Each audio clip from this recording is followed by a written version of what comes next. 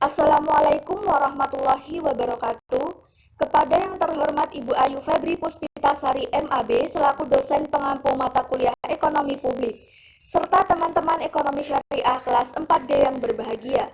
Pertama-tama marilah kita panjatkan puji syukur kepada Allah Subhanahu wa taala yang telah memberikan rahmat kesehatan dan keselamatan bagi kita semua.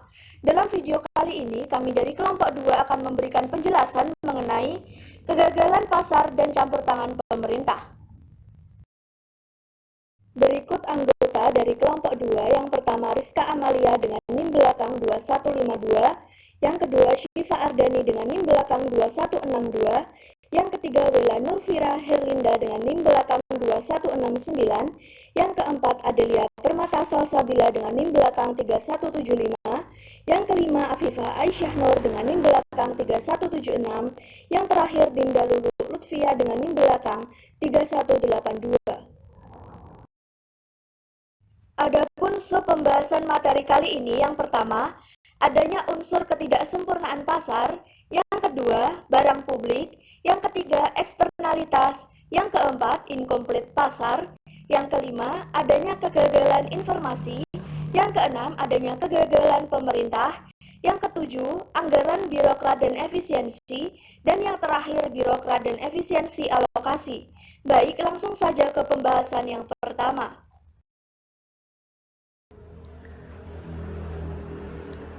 Poin yang pertama yaitu adanya unsur ketidaksempurnaan pasar. Pada pasar persaingan sempurna, mekanisme pasar akan dapat menetapkan alokasi sumber ekonomi secara efisien.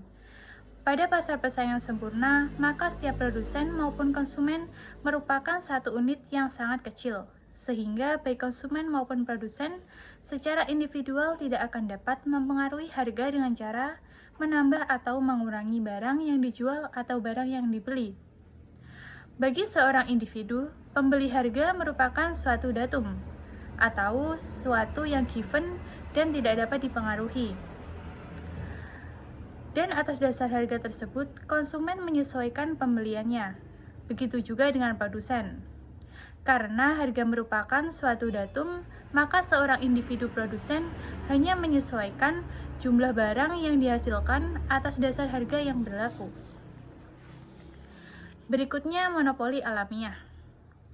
Ada beberapa jenis barang yang hanya dapat diproduksikan oleh suatu produsen saja.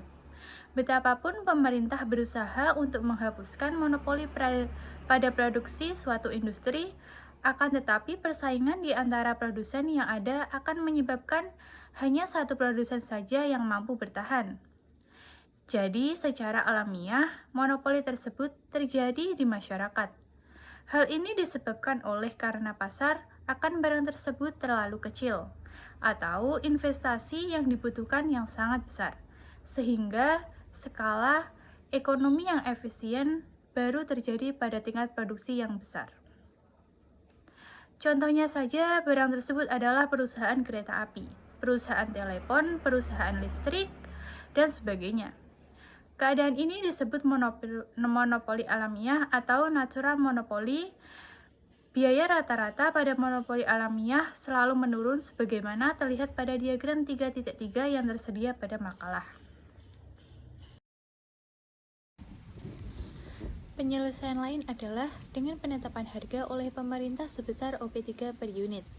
Pada harga OP3, jumlah barang yang diproduksikan lebih besar daripada apabila harga barang diserahkan pada produsen. Akan tetapi lebih kecil daripada jumlah produksi yang efisien bagi masyarakat. Pada harga OP3, penerimaan pengusaha sama dengan biaya produksi, sehingga pengusaha tidak perlu mendapatkan subsidi untuk menghasilkan barang sebanyak OX3 unit. Di USA, penetapan harga rata-rata adalah kebijaksanaan yang umumnya dilakukan untuk mengatur harga barang tertentu. Untuk kepentingan umum seperti listrik, telepon, dan sebagainya.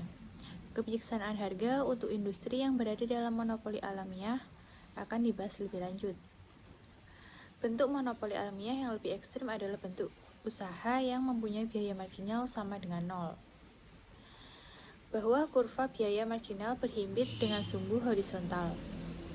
Bentuk usaha yang demikian adalah keadaan di mana Konsumsi seorang akan suatu barang atau jasa tidak menambah biaya produksi marginal.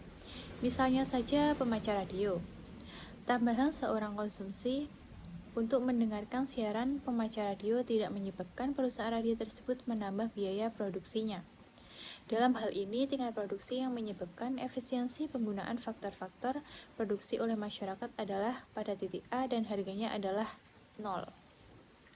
Atau dengan kata lain, jumlah barang sebanyak OX1 unit harus disediakan dengan cuma-cuma oleh karena barang X dapat dinikmati oleh tambahan konsumen tanpa menambah biaya produksi.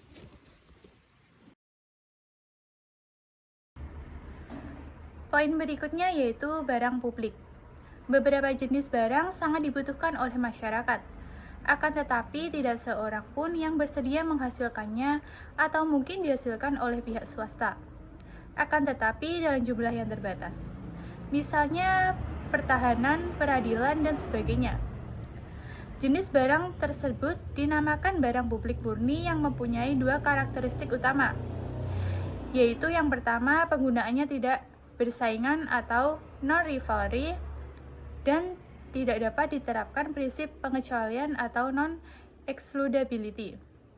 Oleh karena pihak swasta tidak mau menghasilkan barang publik umum murni, maka pemerintahlah yang harus menghasilkannya agar kesejahteraan seluruh masyarakat dapat ditingkatkan.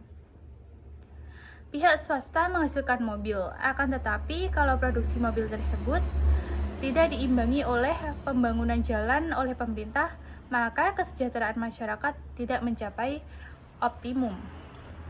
Pada barang publik murni ini, seorang tidak bersedia untuk menghasilkannya karena adanya masalah kepemilikan.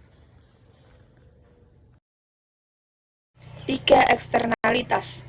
Masalah lain yang menyebabkan kegagalan pasar dalam mengalokasi faktor-faktor produksi secara efisien adalah adanya yang disebut dengan dampak samping atau eksternalitas.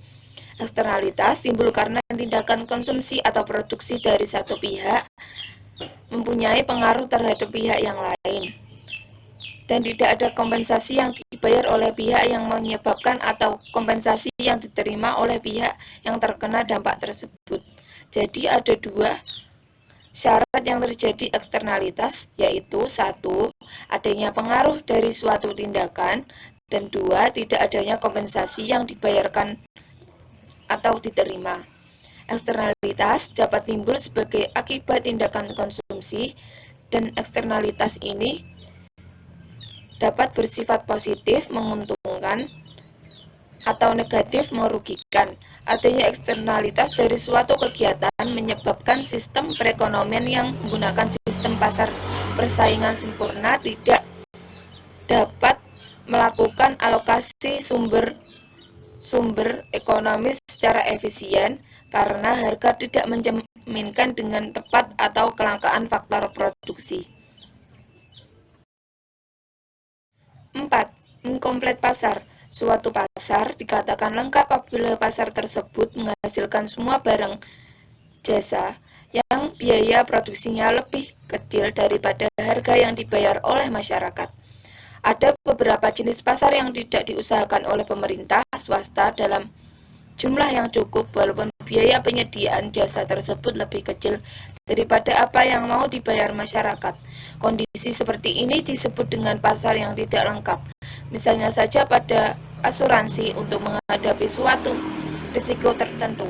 Dalam hal ini, maka pemerintah harus menyediakan jasa tersebut. Materi yang selanjutnya adalah adanya kegagalan informasi. Kegagalan pasar juga bisa disebabkan oleh kurangnya informasi yang sesuai antara penjual dan pembeli. Ini berarti bahwa harga permintaan atau penawaran tidak mencerminkan semua manfaat atau biaya peluang suatu barang. Kurangnya informasi dari pihak pembeli dapat berarti bahwa pembeli mungkin bersedia membayar harga yang lebih tinggi atau lebih rendah untuk produk tersebut karena mereka tidak mengetahui manfaat sebenarnya. Di sisi lain, informasi yang tidak memadai di sisi penjual dapat berarti bahwa mereka mungkin bersedia menerima harga yang lebih tinggi atau lebih rendah untuk produk daripada biaya peluang sebenarnya untuk memproduksinya. Informasi adalah menu sehari-hari di pasar modal. Tanpa adanya suplai informasi, pasar modal bisa jadi akan tetap stagnan. Sebab dengan tidak adanya informasi berarti tidak ada faktor yang menggerakkan ekspektasi investor sehingga investor akan diam saja dan tidak akan melakukan apa-apa. Berkat informasilah ekspektasi investor terbentuk. Dari sana mengambil keputusan apakah ia akan menambah portofolionya atau sebaliknya mengurangi portofolionya. Jenis informasi itu bermacam-macam, mulai dari yang ringan hingga yang berat. Dari informasi seputar perusahaan hingga informasi yang bersifat makro, baik ekonomi ataupun politik. Misalnya, informasi tentang pergantian manajemen, penurunan kinerja, pembagian dividen, stock split, merger ataupun akuisisi, perubahan indeks di bursa luar negeri, perubahan nilai tukar, pertumbuhan ekonomi, dan lainnya. Informasi itu datang silih berganti dari emiten satu ke emiten lainnya. Suatu informasi yang asimetris atau tidak pasti atau dalam kata lain yaitu informasi yang inefisien terjadi pada salah satu pihak dari transaksi mempunyai informasi yang lebih banyak serta lebih baik dibandingkan dengan pihak yang lain. Atau salah satu pihak yang melakukan negosiasi di pasar memiliki informasi yang berhubungan dengan barang yang diperdagangkan sementara pihak lain tidak. Ketidaksamaan informasi itulah yang dapat mengakibatkan keuntungan bagi salah satu pihak namun dapat merugikan bagi pihak yang lainnya. Pada beberapa kasus masyarakat sangat membutuhkan informasi yang tidak dapat disediakan oleh pihak swasta. Misalnya, perkiraan cuaca. Para petani pelaut sangat membutuhkan informasi mengenai perkiraan cuaca, akan tetapi tidak ada pihak swasta yang menyediakan informasi mengenai perkiraan cuaca. Dalam hal ini, maka pemerintah harus menyediakan informasi cuaca yang sangat dibutuhkan oleh masyarakat. Contoh lain masih banyak.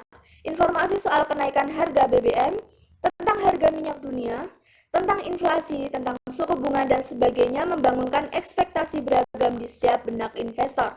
Banyak sekali contoh yang bisa dilihat betapa informasi sangat menentukan dalam perubahan harga saham. Ketika beredar informasi bahwa pertumbuhan ekonomi kuartal pertama 2009 mencapai 4,4%, pasar langsung bereaksi positif. Sulit untuk dibantah bahwa keberadaan informasi senantiasa berpengaruh besar terhadap perubahan harga saham. Informasi yang sifatnya negatif akan menurunkan harga saham. Sebaliknya, informasi yang positif akan mendongkrak minat beli pelaku pasar. Dalam setiap informasi itu selalu memiliki kekuatan yang memunculkan ekspektasi investor. Ekspektasi inilah yang menggerakkan minat beli dan minat jual sehingga mengakibatkan perubahan harga saham di pasar. Untuk poin yang selanjutnya yaitu kegagalan pemerintah. Adanya kegagalan pasar merupakan salah satu sebab mengapa pemerintah harus turun tangan dalam perekonomian agar kesejahteraan masyarakat dapat tercapai secara optimal. Walaupun demikian, tidak selamanya campur tangan pemerintah menyebabkan peningkatan kesejahteraan masyarakat. Bahkan, secara sistematis senantiasa terjadi kegagalan pemerintah. Hal ini disebabkan karena pemerintah melaksanakan fungsi alokasi tidak dengan cara yang efisien. Ketidakefisienan pemerintah disebabkan karena 4 hal, yaitu yang pertama informasi yang terbatas, yang kedua pengawasan yang terbatas atas reaksi swasta, yang ketiga pengawasan yang terbatas atas perilaku birokrat, yang keempat hambatan dalam proses politik. Yang pertama, informasi yang terbatas. Banyak kebijakan pemerintah yang tidak dapat dilihat dampaknya karena sangat rumit dan sulit untuk diperhitungkan sebelumnya. Misalnya kebijakan pemerintah untuk menghapuskan subsidi pupuk bagi petani yang sangat sulit untuk diperhitungkan secara akurat dampaknya bagi masyarakat. Yang kedua, pengawasan yang terbatas atas reaksi swasta. Suatu kebijakan pemerintah akan menimbulkan reaksi pihak swasta, dan sering sekali pemerintah tidak dapat menghambat reaksi tersebut. Misalnya saja apabila pemerintah menurunkan subsidi BBM khususnya untuk bensin, hal ini akan menyebabkan pemilik mobil beralih ke pemilikan kendaraan yang menggunakan solar, sehingga permintaan akan solar menjadi meningkat dan harganya naik.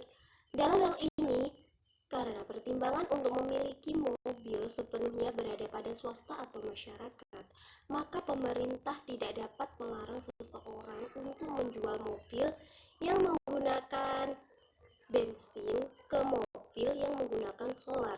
Untuk yang ketiga, pengawasan yang terbatas atas perilaku birokrat. Pemerintah tidak dapat mengawasi secara ketat perilaku para birokrat.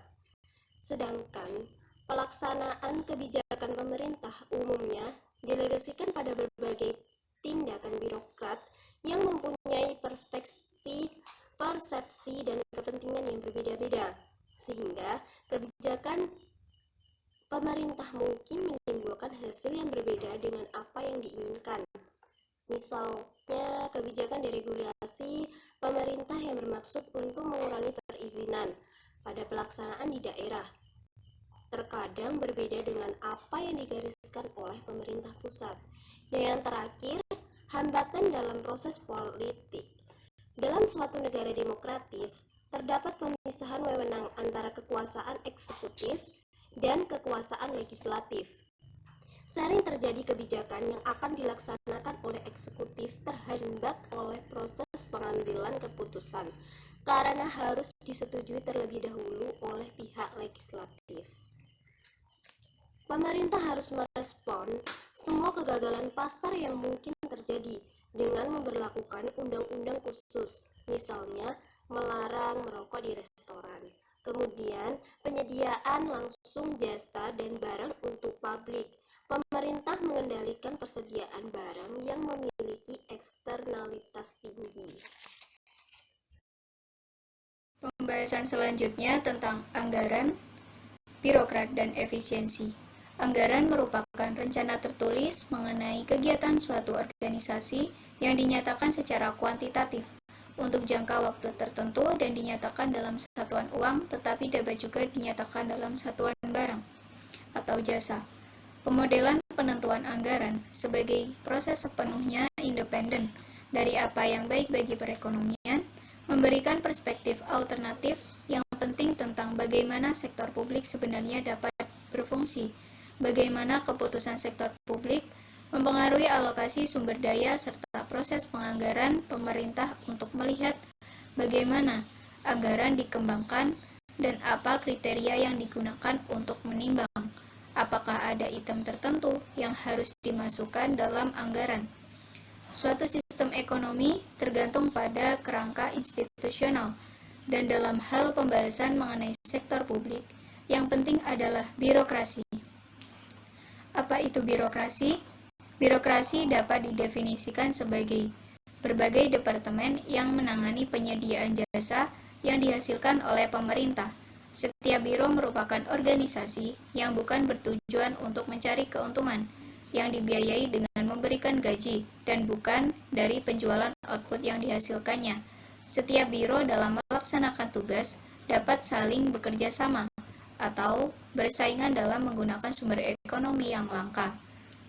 Adapun dalam konsep efisiensi ekonomi, hal pertama yang perlu dikenali adalah bahwa pasar umumnya melakukan pekerjaan yang lebih baik dari mengalokasikan sumber daya. Efisiensi ekonomi dari sebuah idealnya operasi pasar yang kompetitif dijelaskan untuk memberikan standar yang dapat diukur pasar yang tidak efisien. Pasar yang tidak efisien mungkin disebabkan karena pasar tidak memberikan insentif yang memadai untuk sektor swasta. Selanjutnya, peranan pemerintah dalam bidang alokasi adalah untuk menjamin tercapainya penggunaan sumber ekonomi yang efisien yang tidak dapat dicapai melalui mekanisme pasar bebas. Ekonomis membedakan efisiensi menjadi dua, yaitu alokatif efisiensi dan eks-efisiensi. Yang dimaksud dengan alokatif efisiensi adalah alokasi sumber-sumber ekonomi sesuai dengan kendala anggaran konsumen, barang, dan jasa. Eks-efisiensi menunjukkan kondisi pada penawaran, yaitu dengan kata lain, eks-efisiensi menunjukkan kondisi di mana penyediaan barang atau jasa tidak terjadi pada batas efisiensi.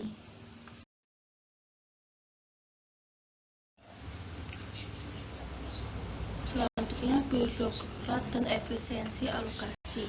Birokrasi sebagai suatu organisasi yang digunakan pemerintah untuk dapat mengantisipasi terhadap tuntutan perubahan dan perkembangan lingkungan yang terjadi dalam masyarakat, di mana proses perubahan tersebut sangat memberikan pengaruh terhadap birokrasi pemerintah.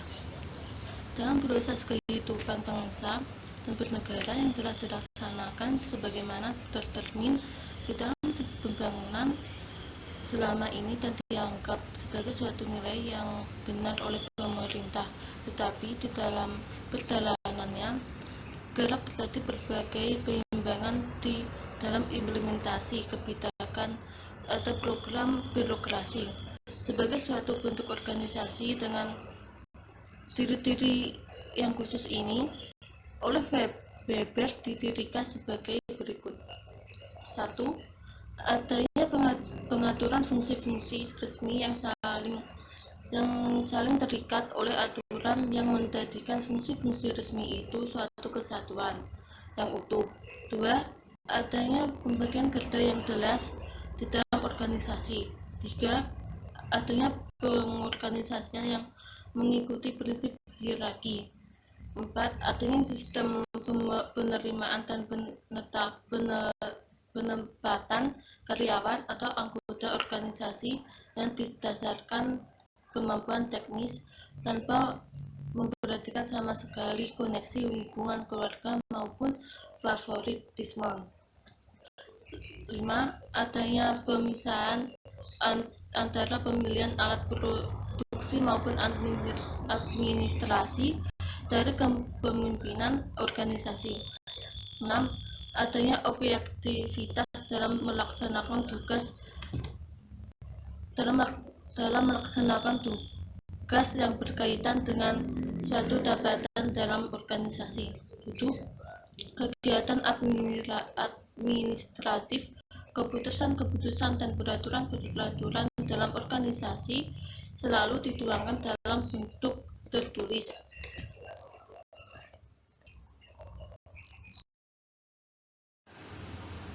Dalam bahasa persaingan sempurna dikatakan efisien jika dalam memaksimalkan input dan output yang sebanding. Kondisi alokasi yang efisien di mana tidak dapat lagi suatu individu menambah utilitinya terhadap suatu barang tanpa membuat utility individu lainnya dirugikan. Menurut Adiwarman Garing, konsep efisien alokasi yang berarti efisiensi telah terlebih dahulu dirumuskan dalam ekonomi Islam. Hal ini diintisarikan dari perkataan Ali Ibnu Abi Thalib dalam kitab An-Nahjul Balaghah. Efisiensi alokasi menjelaskan bahwa bila semua sumber daya yang ada habis teralokasi, maka alokasi yang efisien telah tercapai. Masing-masing unit ekonomi dalam pasar pertukaran memiliki keunggulan modal awal endowment yang berbeda satu sama lain.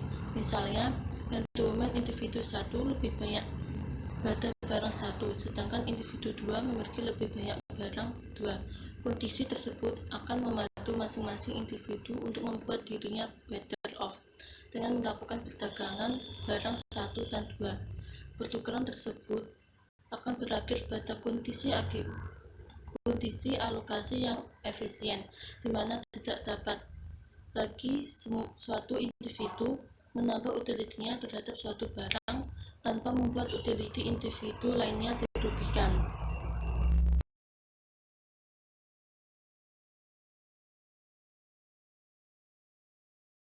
Cukup sekian penjelasan dari kelompok kami. Semoga bermanfaat untuk kita semua. Dan apabila ada kurang lebihnya kami memohon maaf yang sebesar-besarnya. Terima kasih. Wassalamualaikum warahmatullahi wabarakatuh.